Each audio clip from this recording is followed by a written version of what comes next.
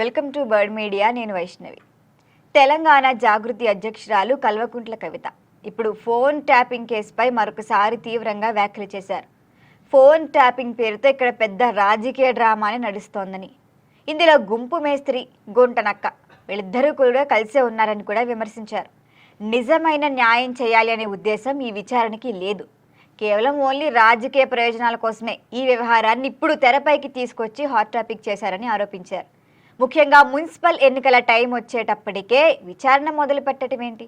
దీని వెనుక స్పష్టమైన రాజకీయ ఉద్దేశం ఉందని కూడా అన్నారు. ఫోన్ ట్యాపింగ్ కేసు తుది దశకు చేరుకుందనే నమ్మకం నాకైతే లేదు. ఈ విచారణ వల్ల తనలాంటి బాధితులకు న్యాయం అసలు జరుగుతుందని నేను భావించట్లేదని కూడా స్పష్టం చేశారు.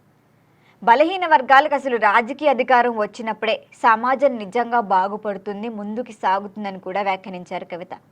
యువత, మహిళలు ఎక్కడ పోటీ చేసినా తెలంగాణ జాగృతి పూర్తి స్థాయి మద్దతిస్తుందని కూడా తెలిపారు. అయితే కాంగ్రెస్ ప్రభుత్వం బీసీ వర్గాలు మభ్యపెడుతోంది.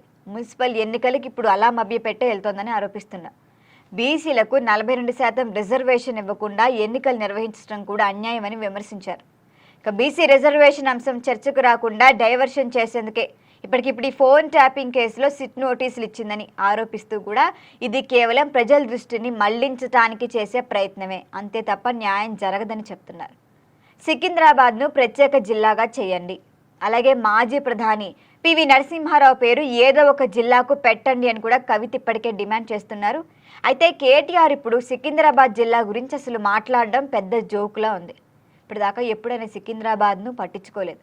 అసలు 10 ఏళ్ళు అధికారంలో ఉన్నప్పుడు ఆయనకి సికింద్రాబాద్ ఎందుకు గుర్తుకు రాలేదని కూడా ప్రశ్నిస్తున్నారు.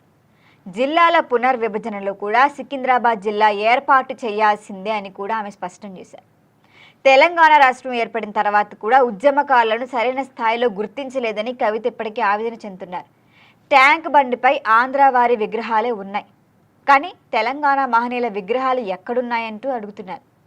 ఆంధ్ర వారి విగ్రహాలను తొలగించాలని నేను అసలు చెప్పట్లేదు, దాన్ని నేను ఎంకరేజ్ చేయను. కానీ వాళ్లతో పాటు తెలంగాణ ఉద్యమకారుల విగ్రహాలు కూడా అక్కడ ఏర్పాటు చేయండి అని సజెషన్ కూడా ఇస్తున్నారు. ఇక తెలంగాణ ఉద్యమకారుడైన ముచ్చెర్ల సత్యనారాయణ విగ్రహాన్ని ట్యాంక్ బండ్పై ఏర్పాటు చేయాలని కూడా ఆమె డిమాండ్ చేస్తున్నారు.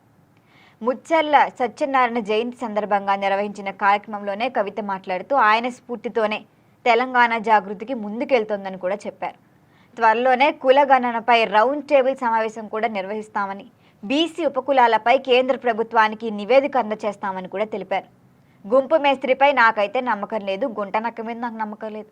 మరి ఈ వ్యవహారంలో నిజాలు బయటికి రావాలంటే ప్రజలే వాళ్ళంతట వాళ్ళు అప్రమత్తంగా ఉండాలి అని కూడా పిలుపునిచ్చారు. అయితే మున్సిపల్ ఎన్నికల విషయంలో కూడా కవిత ఇప్పుడు కీలక ప్రకటన చేశారు. అయితే తెలంగాణ జాగృతి ఇంకా పూర్తి స్థాయి రాజకీయ పార్టీగా మారలేదు కాబట్టి నేను ఎన్నికల్లో పోటీ చేయాలనుకోవట్లేదని కూడా తెలిపారు. అయితే ఎవ్వరు మద్దతు కోరినా జాగృతి తరపున మద్దతు ఇస్తామని కూడా స్పష్టం చేశారు. అయితే ఫోన్ ట్యాపింగ్ కేసు పేరుతో జరుగుతున్న రాజకీయ నాటకాలను ప్రజలు గుర్తించి ప్రశ్నించాలని కూడా కవిత పిలుపునిచ్చారు ఈ సందర్భంగా. మరి దీనిపైన మీరేమంటారు? మీ ఒపీనియన్ని కామెంట్ చేయండి. చూస్తూనే ఉండండి బర్డ్ మీడియా.